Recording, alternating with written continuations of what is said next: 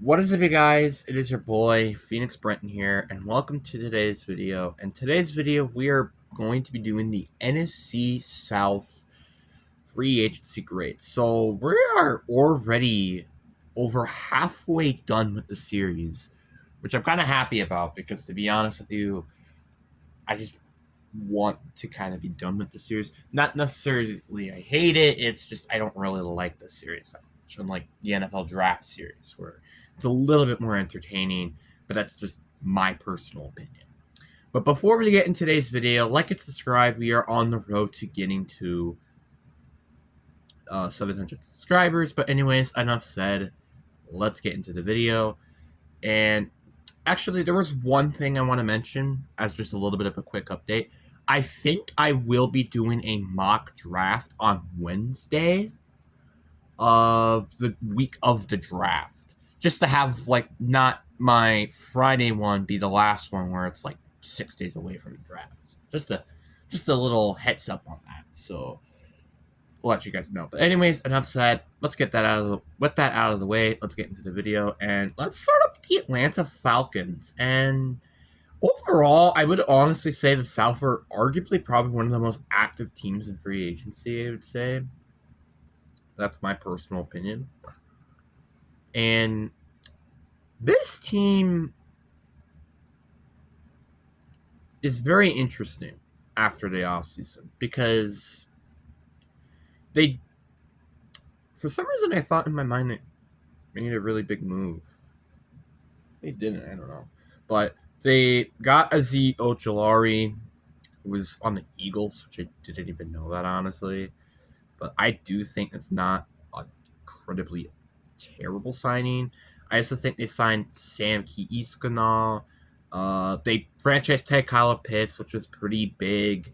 I do think now with an offensive-minded head coach, who's also good, may I add, I think is actually really going to probably upgrade his potential. I also really like Amon Zaccheaus. As a Packers fan, and he's a Bear, he was a Bear last season, he was very, very good. And I think the fact that they got him for not very a big price is really nice because I feel like that's kind of like your number 3 receiver. And especially with Darnell Mooney now gone, I think this is a really good move for them. Maybe you could say you would like to see them be a little bit more active. Sure. I do also think the Brian Robertson signing is not horrible as well. And then you got to look at the roster. Obviously, I also got to talk about the Tua Tagovailoa signing. The only reason why I think he's signed here is maybe QB competition. I said maybe. And to be a backup, which I don't know if he will be really good at because I know eventually one of those two quarterbacks or both of those two quarterbacks will be getting injured. I just think that's a fact. Overall, I really do like their offense. Like, maybe they could fix center, I feel like might be the only position. I don't know much of Ryan Nelsra, to just be perfectly honest.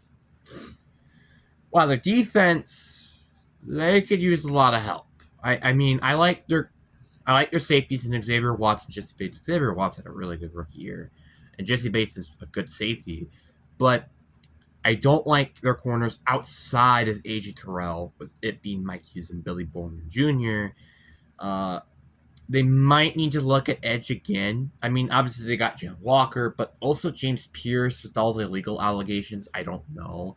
I do like Salmon Oski. I do like Azeez Ojulari, but just something to think about.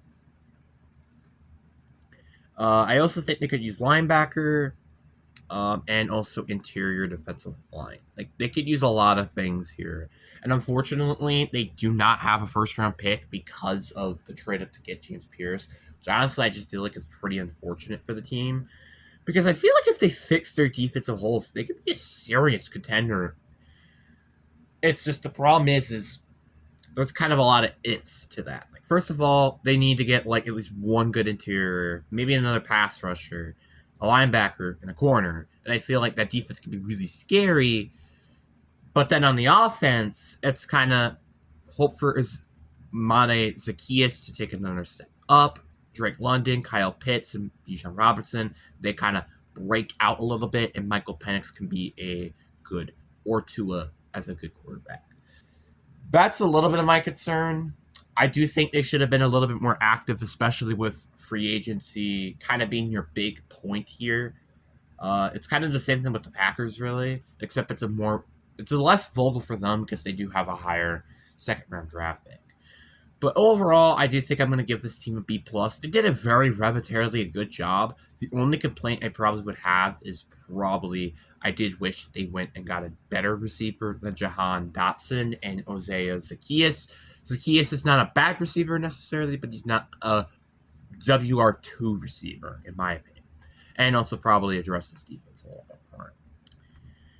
Then we have the Carolina Panthers. And this team I would probably put my money on as probably going to be one of the biggest spending teams in free agency. And they definitely proved that point. They signed, obviously, the two big ones or actually really three big ones they signed Devin Lloyd, they signed Jalen Phillips, and they also signed Rashawn Walker. Those were kind of some of the big ones, in my opinion. John Mechie is a little bit of an interesting one-year deal. I like the fact that you're having Kenny Pickett as your replacement at backup because the one time Andy Dalton did play, he was horrible, which was against the Bills, who do repetitively have a good defense. So that is just a tiniest bit of a concern, but overall, I do think they did not do a horrible job in free agency. I also like the fact that they signed A.J. Dillon. With Jonathan Brooks with his inconsistent injury history, I think it's a really good thing that they did and went and signed A.J. Dillon, who's a very solid running back. Their offense is still relatively solid. I do think they could use maybe potential help at like the tight end position, the wide receiving position, which I do imagine they will use that with their first round draft pick. And then their defense, still a little concerned at corner. I kind of did wish that they went and actually got a corner. No disrespect to J.C. Horn. It's just everybody afterwards. I do like Treylon Moore. I think he's a very solid player. And again, I do think the front seven will be mightily better with the introducements of Devin Lloyd and Jalen Phillips. Now, Jalen Phillips was an overpay, but it is still a massive improvement to this pass rushing unit that just kind of didn't really have that pass rusher. So I don't hate that move at all. I think I will give the Carolina Panthers an A here. I don't think it's quite an A plus just because of Jalen Phillips and how much you had to overpay to get him. But overall, I really like the free agency. Maybe it would be again an A plus if one, they didn't overpay Jalen Phillips, or they went and got another receiver. Because I mean, Xavier Legette is not he might not be a starter in this league. Jalen Coker is an ideal, and Javon Sanders was a fourth round draft pick tight end, who's not that good, by the way. Then we have the next team on this list, and then it's the New Orleans Saints. And this team is interesting. First of all, I like the signing of Zach Wilson. I do think in a different system that wasn't from freaking New York, I do think he could honestly find a little bit more success. So maybe he could be like the Malik Willis of this team. I do really like the Travis Etienne signing. It could be a bit of an overpay for some people. And like, why are you paying another running back this much money when you still have Alvin Kamara? I still think that this is a really, really good signing. I don't care what people say about how, they overpaid for yada, yada, yada. I still think it's a good signing. I like the David Edwards signing. That was also very good too. Letting go of Alontae Taylor might hurt, but with how much money he's getting paid by Tennessee, it's not necessarily terrible. Ty Chandler is also a nice backup running back for when Alvin Kamara eventually leaves the team. So, but overall, I really like what they did. I also like the fact that they let go of Demario Davis. Demario Davis is just an old vet, and they're not going to win a Super Bowl anytime soon. So I'm pretty happy that they did end up approaching it like that. And, I mean, yeah, you could say, like, why did you not go get a wide receiver? They did went and get Noah Fant, which I just think is more of a depth thing out of anything. But I really like their offense. I mean, Chris Olave, Travis Etienne, Alvin Kamara. They have a good offensive line. Maybe the only thing they might need to do is just add a wide receiver, which again, with the 8th overall pick, they're probably going to have the choice either of Mikhail Lemon, Cardinal Tate, if lucky, and Jordan Tyson, which I kind of hope to see them draft Jordan Tyson. That would be very interesting. Then we got to look at their defense. This is probably where I'd say they could have used a little bit more money. Obviously, they did went and get Julian Blattman. I think he was on this team formerly. I could be wrong. I really haven't been following his story, honestly. But I do wish they were more aggressive on the defense side of things. Because if you're looking at this defense, I mean, it's very young talent, like Justin Reed. I mean, doesn't make sense. Quillen McKinstry, Chase Young. I do think there are some good players there, but you kind of don't know with Brian Breesy at the moment. And you still could use some more maybe veteran experience on maybe either the secondary or the front seven. I'm not saying like, oh, they should have brought back Mario Davis. I'm not saying that, but it's a little bit of a concern to me. But I do think that they probably could find an interior defensive lineman, like maybe Cale Banks, maybe Christian Miller out of, I think it was Georgia, maybe. I don't remember. But the point is I think they can use their day 2 draft picks to address the defense. But I am still a little disappointed that it isn't like, oh, they went out and got like a lot of big time players. Or at least like one decent player on defense. But that's just my opinion. Overall, though, I still think I'm going to give this team an A-. I mean, yes, the only complaint I have is that they didn't add a defensive player. That is the only reason why it's an A- and not an A+. But I don't hate what they did because this team they're still in that rebuilding phase. This team isn't going to just wake up overnight and be a Super Bowl contender. I mean, unless you're the New England Patriots for some odd reason. But anyways, you get the point. The point is that this team, I like the approach. I just kind of feel like there is a chance with the fact you spend so much money on Travis Etienne, they could be legitimate playoff contenders next year. But that's just me. And also, thank you for getting someone who is an Austin Peay at left guard. I just greatly appreciate it. Anyways, so the last team now on this list, which I think was the most quiet in free agency, we have the Tampa Bay Buccaneers. Obviously, they lost Mike Evans. I think this is a big loss in terms of the wide receiving position, but also in terms of a cultural perspective. Because this guy was there for so long that it's actually insane. And I also think it's quite concerning that the factor that they also lost Jamel Dean, who was arguably their best corner on this team. I think that was also a bit of a concern. Obviously, though, I do like for example, they extended Kate Otten, which I think was necessary. I do like the factor that they let go of Logan Hall.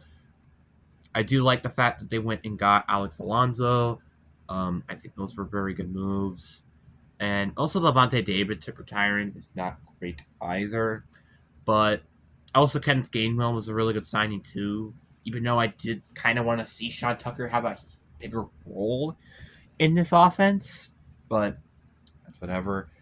But overall, they did not have a great free agency.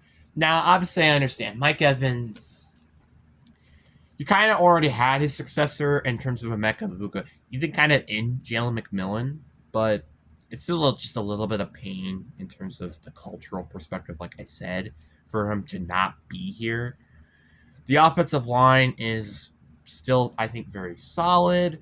I think their defense is still very solid, but I think I do have to give this team a B. And the reason why is the one big reason is the fact I just do not like their secondary at all.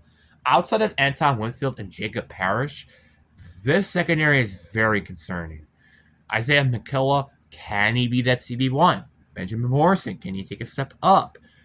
You know, it's just like now there's a lot of questions on the secondary, and not just the secondary. You also have questions at the linebacker position after Levante David retired. Yes, Alex Alonso is not terrible. Same thing with Christian Raisboon, who I forgot they actually added. But they still need linebacker. yes, this is a very, very deep linebacking class, but that doesn't necessarily guarantee anything. That's the thing. And also, they could probably use pass rusher. They could just. There's still a lot of holes on this team for a team that's supposed to be in win now mode, in quotations.